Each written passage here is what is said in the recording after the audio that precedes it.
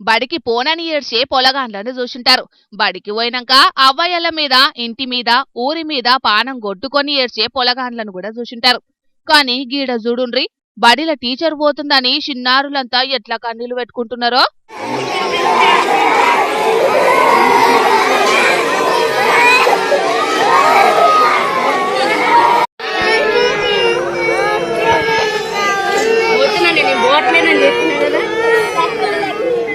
కొద్దేడ్చుడు కాదు, మేడం చుట్టూత చేరి ఊకోరి ఊకోరని ఎంత ఊకుంట పెట్టినా ఎక్కెక్కి ఏడవబట్టిరి.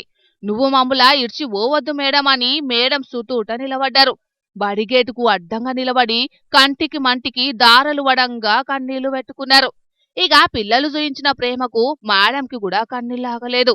ఓ దిక్కు ఏడ్చుకుంటేనే ఇంకో దిక్కు ఆడవిల్లలందరినీ ఓదార్చింది. మేడం ఎల్లరు కానీ మేడం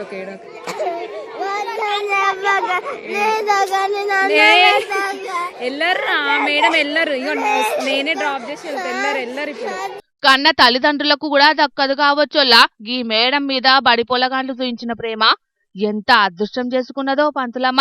సూర్యాపేట జిల్లా ఆత్మకూర్లో ఉన్న ప్రాథమిక పాఠశాలకు పెద్దనట వనజ అనేటి గీ మేడం. అంటే ప్రధాన ఉపాధ్యాయురాలు అన్నట్టు. నామవరం ఉన్నత పాఠశాలకు మేడం బదిలీ అయ్యింది. బడిలా చిన్న వీడ్కోలు మీటింగు పెట్టిండ్రు. ఇక వీడ్కోలు పలికినాక పోతానని బయలుదేరి పోతాంటే వద్దంటే వద్దని ఇగో ఈ తిరగ ఆడపిల్లలంతా అడ్డం తిరిగిండ్రు. కన్న బిడ్డల లెక్కనే చూసుకునేదట మేడం. పిల్లల తల్లిదండ్రులకు కూడా మస్తు ఇష్టమట వనజ మేడం అంటే. ఏమైనా ఇసంటి టీచర్లు బడికొక్కలన్నా ఉండాలోలా. గప్పుడే సర్కారు బడులు బాగుపడతాయి. సర్కారు బడుల్లో చదివే పిల్లలు కూడా బాగుపడతారు. ఏమంటారోలా?